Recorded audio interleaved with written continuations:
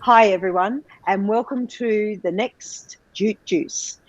Today, we want to talk about the Dear Australia project, which is a Playwriting Australia project where they asked 25 small to medium companies across the country, Jute being one of them, and that meant that there were two playwrights from each organisation. So the two playwrights that Jute chose are Catherine Ash and Stephen Carlton. So we were asked by Playwriting Australia and Jute to put together a 2 to 3 minute monologue that would be like a postcard to Australia in these very strange times, asking questions, things that are on our mind, things that we might have missed about the situation, just generally our response to COVID-19. And as playwrights, that's what we sought to do. So, Stephen, talk about what was your take on the idea of Dear Australia?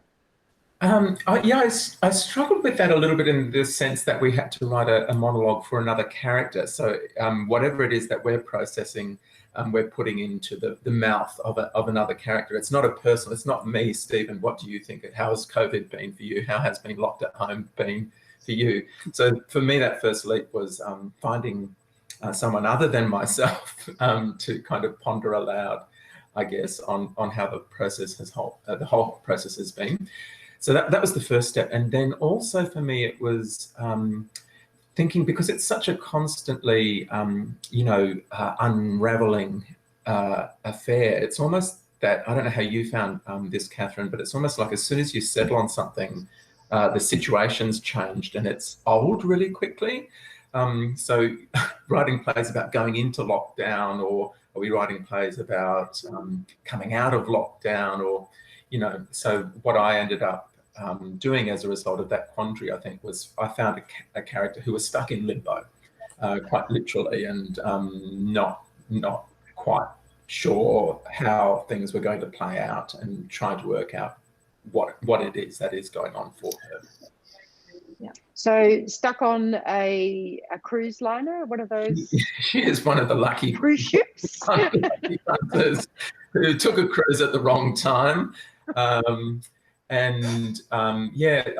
was just those were one of the sets of people that fascinated me, I think, during this crisis. And I found myself, because they were some of the first people who were affected by it, and whose media images came to us first. They were effectively in lockdown before we were, because they were on a boat, right? And just that thing of not being allowed to pull into port, and bobbing around, from place to place, unable to land. That sense of statelessness stuck with me.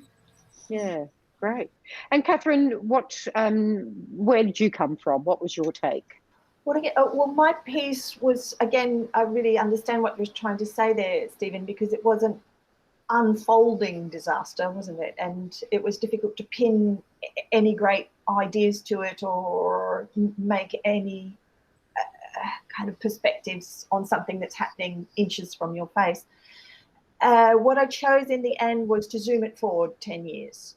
And I guess the inspiration came from that vehement toilet paper fight that happened in a supermarket, or several that happened in supermarkets, and linking that also to various reports that we had heard of people who would go out into country supermarkets and just buy up a whole country supermarkets. But I wanted to bring it down into a human context. So I chose a character whose father was a prepper. And there still is lots of conspiracy theories out there, how COVID began, what does it mean, the government surveillance. And I wanted to marry as much of that into this boy's life. He's 10 years in the future, and this world that we know now no longer exists, and he's in a state of confusion, denial about his father, about things that have happened. I wanted to leave it a little bit ambiguous about what that world is outside, but we do know that it's chaotic and that the government has taken advantage of certain things. I in no way wanted to reflect that the current government was not responding in helpful ways, which of course they did, and thank you very much. But I think there are dangers around that we are glossing over.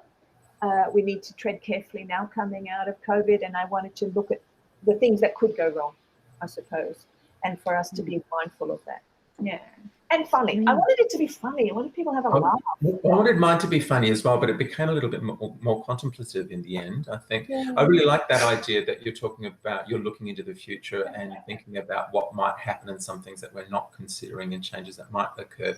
Because my character went the other way, and she's reflecting on it as an opportunity to do things differently. You know, she's observing the pollution that's gone away, and the you know, the traffic jams that aren't flowing anymore, and you know, the waters that are clearing in Venice, and the air that's clearing in Beijing, and she's thinking, well, this is an opportunity for us to rethink things, but she suspects that nothing's going to change. So yeah, I end up with a scenario where we suspect nothing will change, and I find your scenario that things might change really radically very, very interesting.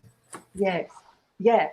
Oh, yes. Fantastic. So it sounds like you're both coming from very different sides of that coin, really, which is fantastic. And it'll be so wonderful to hear all of those 50 monologues when they come up online. So we'll be letting everyone know when they will be appearing.